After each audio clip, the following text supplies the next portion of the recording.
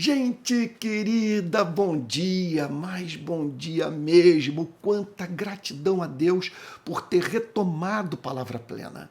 Então, tivemos programa hoje, estamos tendo hoje, e assim o será pela próxima semana. E nessa fase do Palavra Plena, sempre as mensagens baseadas no livro do profeta Jeremias. Então, nessa manhã de sexta-feira, 8 de setembro de 2023, eu estou com a minha Bíblia aberta no livro do profeta Jeremias, capítulo 13, verso 23, que diz assim: Será que o etíope pode mudar a sua pele ou o leopardo as suas manchas? Se fosse possível, também vocês poderiam fazer o bem, estando acostumados a fazer o mal. Que diagnóstico! Simplesmente, o que Jeremias está declarando é que aquela sociedade era composta, uma sociedade profundamente injusta, idólatra, egocêntrica, que aquela sociedade era composta por gente não regenerada, que não havia nascido de novo, que jamais experimentara aquele transplante de coração, sobre o qual o próprio profeta Jeremias fala. Eu tirarei de dentro de vocês o coração de pedra, e em seu lugar colocarei um coração de carne. Jeremias está aqui, basicamente, anunciando a perda do livre-arbítrio. Aquelas pessoas viviam da forma como viviam, porque eram, por natureza, perversas. Sim, é isso que Jeremias está dizendo. Olha só. Da mesma maneira que era natural ao etíope ter uma cor de pele e ao leopardo manchas, sem que ambos pudessem, em razão de um determinismo genético, alterar a sua aparência. Veja só, o mesmo acontecia com a vida moral do povo de Israel. Sim, Jeremias ensina essa doutrina, tão presente em toda a Bíblia. Sim, inclusive no ministério do Senhor Jesus, que falou sobre a necessidade dos seres humanos nascerem de novo. E que essa obra, segundo Cristo, só poderia ser levada a cabo pela graça de Deus. Então, o que Jeremias está dizendo é que aquelas pessoas haviam perdido o livre-arbítrio. Elas eram incapazes de dar um curso diferente para as suas vidas em razão da sua sujeição ao pecado. Bom, vamos lá. É uma doutrina altamente polêmica. O que Jeremias está querendo declarar ao fazer uma afirmação como essa, ao apresentar um diagnóstico tão dramático quanto esse? Vamos lá. Primeiro lugar, o que Jeremias ensina, e olha só, deixa eu fazer aqui uma digressão. O que eu vou falar agora tem como base inferências que podemos tirar do texto do profeta Jeremias, mas sob a luz projetada por outras passagens do Antigo e do Novo Testamento que falam sobre o tema do livre-arbítrio. Então vamos lá. O que Jeremias quer ensinar com esse verso? Em primeiro lugar, embora as pessoas sejam livres para fazer o que querem fazer, elas não são livres para fazer o que devem fazer. Vou repetir. Embora as pessoas sejam livres para fazerem o que querem fazer, elas não são mais livres para fazer o que devem fazer. Então, quando nós falamos sobre livre-arbítrio, é muito importante compreendermos que os cristãos afirmam o livre-arbítrio e, ao mesmo tempo, negam o livre-arbítrio. Tudo dependerá do sentido que emprestamos à doutrina. Se pensamos em termos de seres humanos fazendo aquilo que eles querem fazer, é evidente que a Bíblia, nesse sentido, declara que o livre-arbítrio permanece intacto. Fazemos o que queremos fazer. Mas do ponto de vista de sermos livres para a prática do bem. A Bíblia nega o livre-arbítrio. Ela afirma que os seres humanos são assim, conforme essa descrição tão contundente feita pelo profeta Jeremias. O etíope não pode mudar a cor da sua pele. O leopardo não tem como tirar as suas manchas. Nasceram assim. E a Bíblia ensina que os seres humanos, por natureza, estão privados da capacidade de, por si mesmos, praticarem o bem para a glória de Deus. Essa é uma doutrina para a qual há ampla base empírica. É a única explicação para a presença universal da maldade. Em todas as culturas, em todas as eras, em todas as etnias, nós percebemos a presença dessa propensão dos seres humanos ao egoísmo e à indiferença para com o seu Criador. Então, a primeira coisa que se pode afirmar sobre essa passagem é isso, me perdoe repetir pela terceira vez. Embora as pessoas sejam livres para fazerem o que querem fazer, não são livres para fazerem o que devem fazer. Em segundo lugar, sendo assim, toda conversão requer um milagre. Como nós fomos tornados escravos da maldade, estando sujeitos, sendo assim, a 3 forças poderosíssimas, tal como Paulo as descreve no capítulo 2 da carta aos Efésios: o mundo, a carne e o diabo. Estamos sujeitos àquela propensão dentro de nós para o desamor, estamos sujeitos a esse planeta, regido por um sistema anti-vida, anti-amor, anticristo, e a Bíblia também declara em conexão a isso que nos tornamos presas de inteligências invisíveis e malignas, e que são capazes de usar como cabeça de ponte a maldade do nosso coração, a fim de nos levar a satisfazer os desejos do adversário das nossas almas. Se essa é a nossa condição, é evidente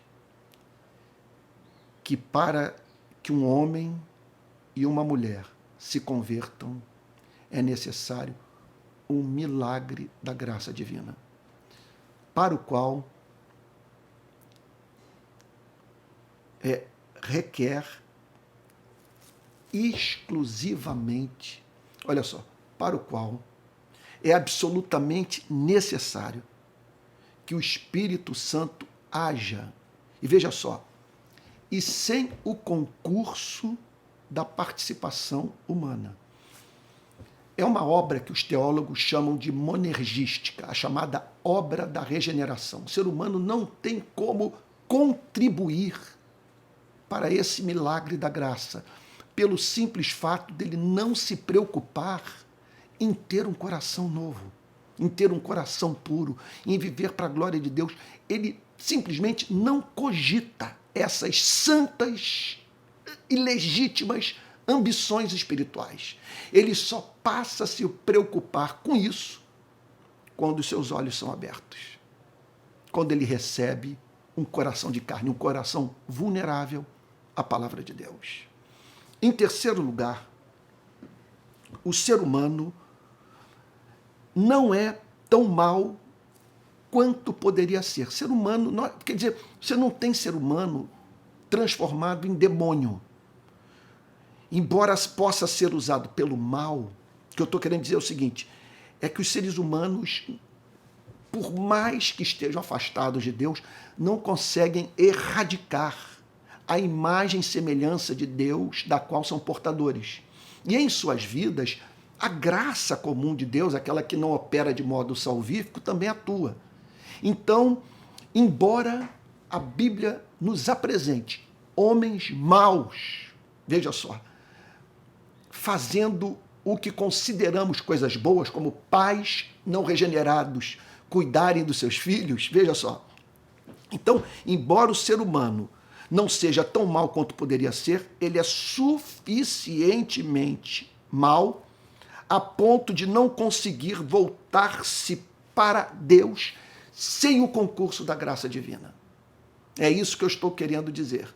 Então, ele não é tão mau quanto poderia ser, mas é suficientemente mau para não ser capaz de dar um passo na direção de Deus sem que o Espírito Santo antes o socorra. Esse que é o ponto. Vamos para uma quarta verdade relacionada a essa importantíssima doutrina.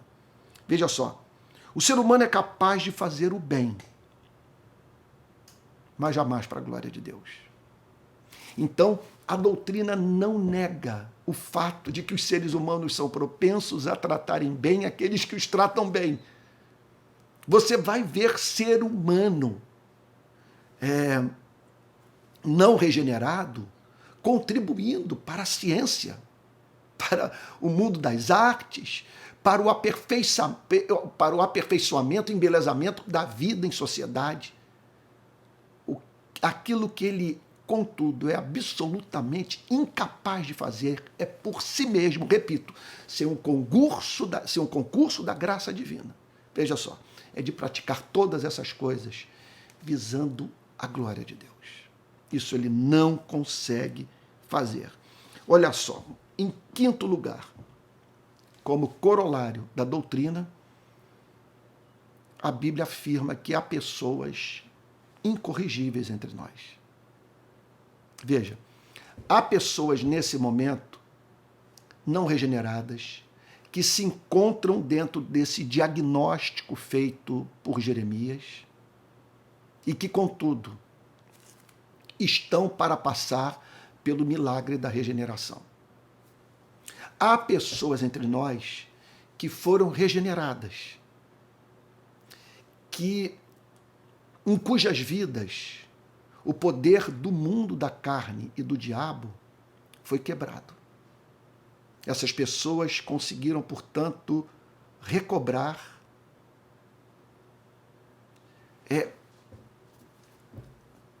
em suas vidas o chamado divino para os nossos pais, os primeiros pais, de vivermos para a glória de Deus. Essas pessoas foram regeneradas, foram refeitas à imagem de Cristo. Não foram tornadas perfeitas, mas agora são capazes de, pela graça divina, não estou atribuindo mérito a elas, estou declarando que se a obra é exclusiva, soberana da graça divina, do Espírito de Cristo. Essas pessoas hoje, portanto, estão habilitadas a fazer o bem para a glória de Deus, a ver beleza no seu Criador, ao amar. Então, contudo, nesse mundo no qual há pessoas não regeneradas que estão para ser regeneradas, pessoas que foram regeneradas, há pessoas que não foram regeneradas e não vão se converter nunca. Por isso que nós não podemos ser românticos com relação à vida em sociedade, à política, ao chamado monopólio do uso da força por parte do Estado. Por isso que nós precisamos de leis e desse elemento de coerção. Eu odeio falar isso.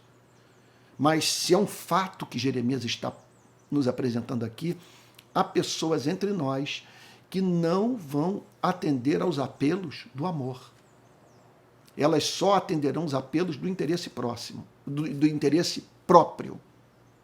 Veja, não estou dizendo para elaborarmos leis draconianas.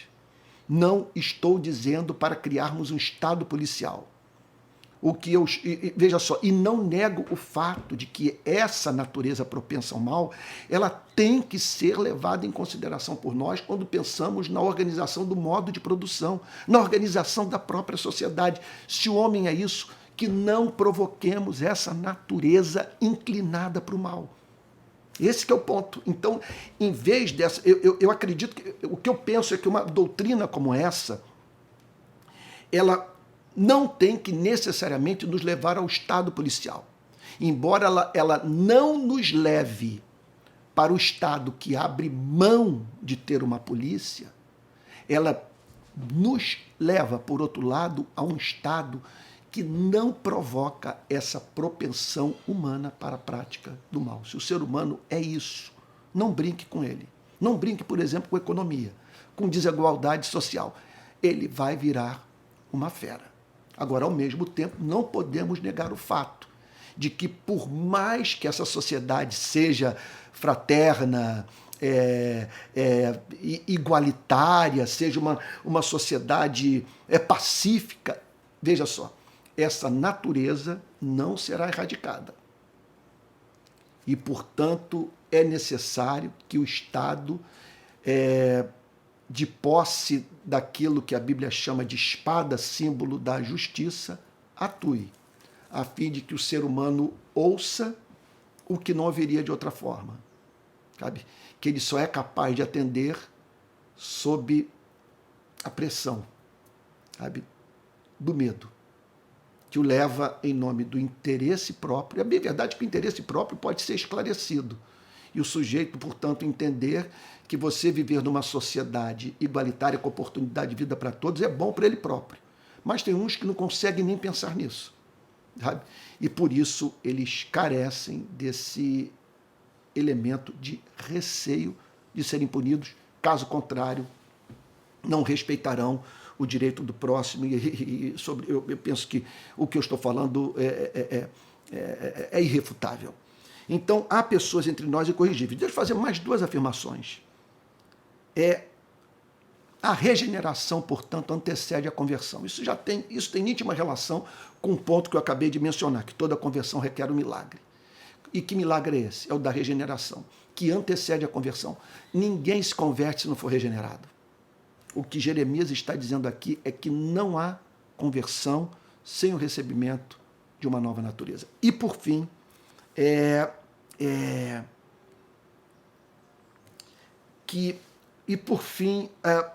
nem sempre essa passagem nos ensina.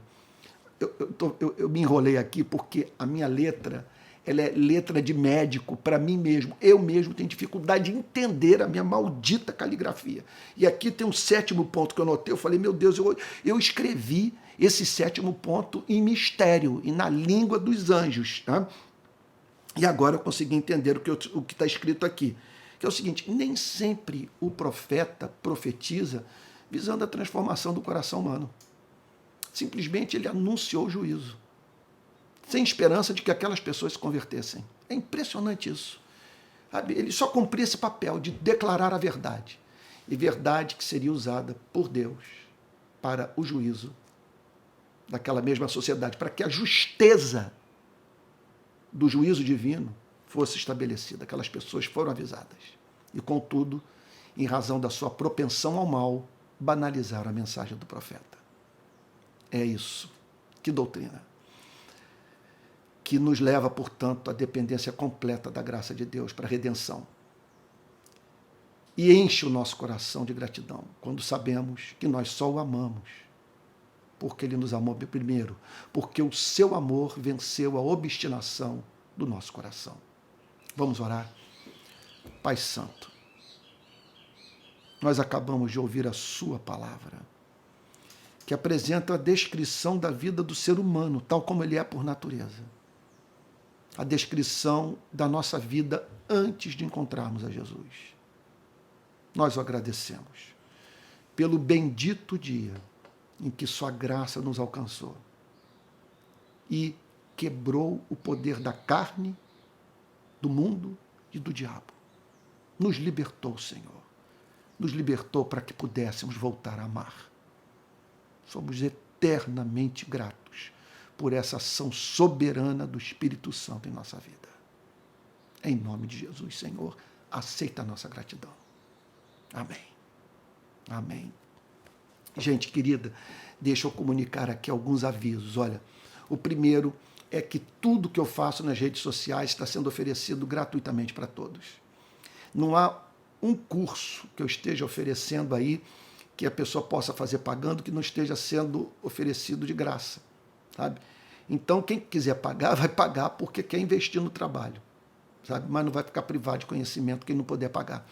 Quer dizer, do conhecimento que eu estou ofertando aqui é movido pelo mais profundo desejo de edificar a Igreja de Cristo e de ajudar pessoas a conhecer a beleza da fé cristã. Então, deixa eu dizer uma coisa para você aqui, super importante. Para manter, contudo, todo esse trabalho, preciso de ajuda. Caso você queira contribuir, aqui vai o Pix, palavraplena@gmail.com. Tá bom? Vai ajudar muito, você pode ter certeza disso. Eu larguei uma instituição e agora estou precisando dessa ajuda a fim de poder manter o ministério que faço. Tá bom? Tanto minha vida quanto o próprio trabalho. É isso. Bom, quero lembrar a você que nesse vídeo há uma descrição com apresentação de site, sabe, com apresentação também do telefone de contato da empresa de turismo com a qual faremos viagem ano que vem para Israel. Vamos visitar o Egito e depois do Egito vamos percorrer Israel inteiro. Vai ser um prazer poder fazer essa viagem com você. Então, vai lá no telefone que está na descrição desse vídeo e faça contato com essa empresa de turismo com a qual eu estou fazendo parceria para realizarmos essa viagem. Então é isso, olha, estou oferecendo um mundo de curso aí nas redes sociais. Vai no site que você vai ter acesso a tudo que está sendo oferecido. E no meu canal de YouTube também, nas playlists, tem playlists dos 5 cursos que eu estou oferecendo. Tá bom? Tudo isso gratuitamente. Olha, estou de volta com Palavra Plena e conto com as suas orações para perseverar. Fui vítima, sabe, de hackers que causaram um transtorno imenso para o meu trabalho por meio das redes sociais. Então eu conto aí com a sua intercessão para que o Palavra Plena seja mantido no ar. Tá bom? Fique com Jesus e até o próximo Palavra Plena.